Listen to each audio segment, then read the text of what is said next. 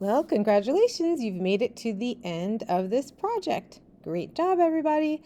You are now at a point where you have to decide if your dessert is finished. If you look at it and you can see the shape of your dessert and you can see shapes that give the viewer clues about your theme, then you can decide if you feel like your cake is finished. You should have shapes either at the top of your cake or on multiple levels of your cake to indicate that it is indeed done.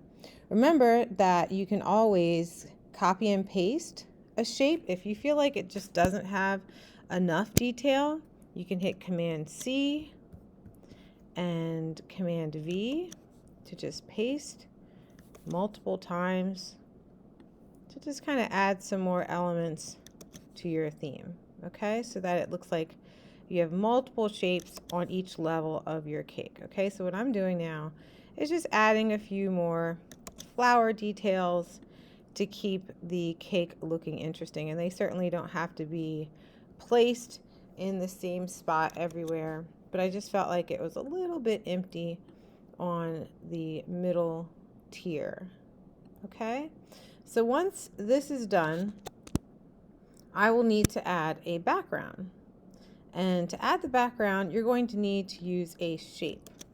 And that shape for me so far has been a rounded square or a rounded rectangle, but you can choose any shape. You can make it an oval. It could be, I would say, not a star shape. Anything that actually complements your design. Okay, so something that doesn't take away from what you're actually doing. If it's too detailed, then the viewer is going to look at that instead of your actual cake. It could just kind of sit in the background, okay? So rounded rectangle, oval, circle, all of those would work.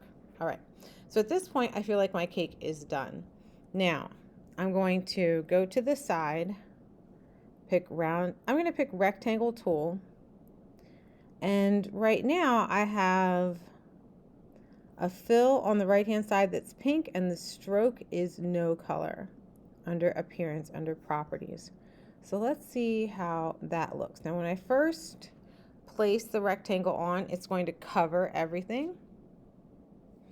When I let go, you'll see the word arrange appear on the right. Click on that. And I'm going to choose send to back so that it sits behind everything. Now, clearly that's not going to work because it blends in with the icing of the cake. So I have to pick a new color to fill. I'm going to ask you to pick something that's on the lighter end, not something that's totally black. Try to pick something that is anywhere from yellow to light green, lavender, light pink, light orange. It could be a color that you haven't used yet, like this. This would work. Green could work, but I lose some of the details. So you're just going to have to look at your design. This yellow is fine, but it's a little bright. The difference between the swatches and the palette is that you can adjust slight differences here. If you want to adjust the hue, how much pink is in it, how much blue is in it, that's what these levels are for. You can always go back to the swatches if you prefer. Okay, I'm going to go with a bluish color, but I think this blue is too bright, so I'm going to lighten it and go towards this. Now, I think that color works. All of my designs stand out. And you'll notice that I kept some of the outlines for my shapes. Some of my shapes have outlines and some of them do not. You can choose whether or not you want outlines for yours. At this point, I don't want to keep the rectangle pointed. I want to have the edges rounded. So I'm going to pull the dots in. Okay?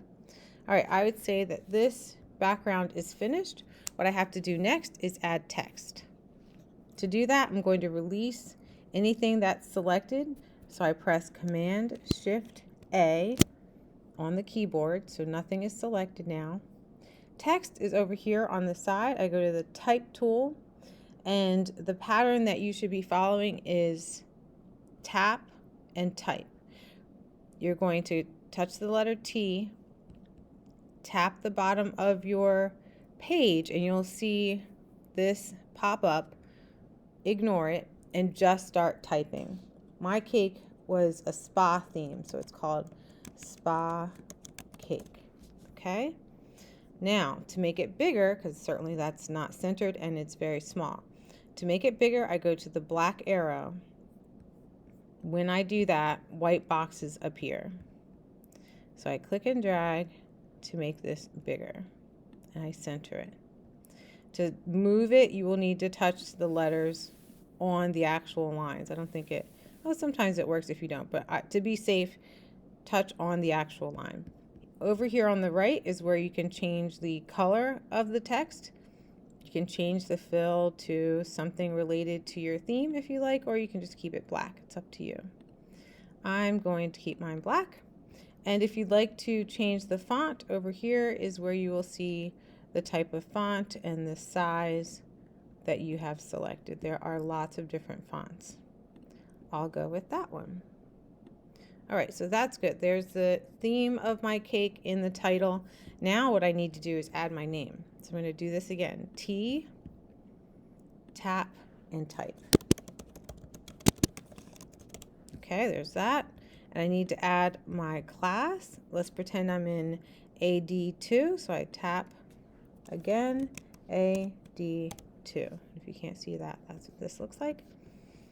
So the black arrow, you can move it over, make sure it's lined up. All right, this project is finished. And so I need to save it as a PDF. Go to File, Save As, save on your computer. Change the title. If it doesn't have any change, you can just write Final. I'm going to make this for art class. And change the format from Adobe Illustrator to Adobe PDF.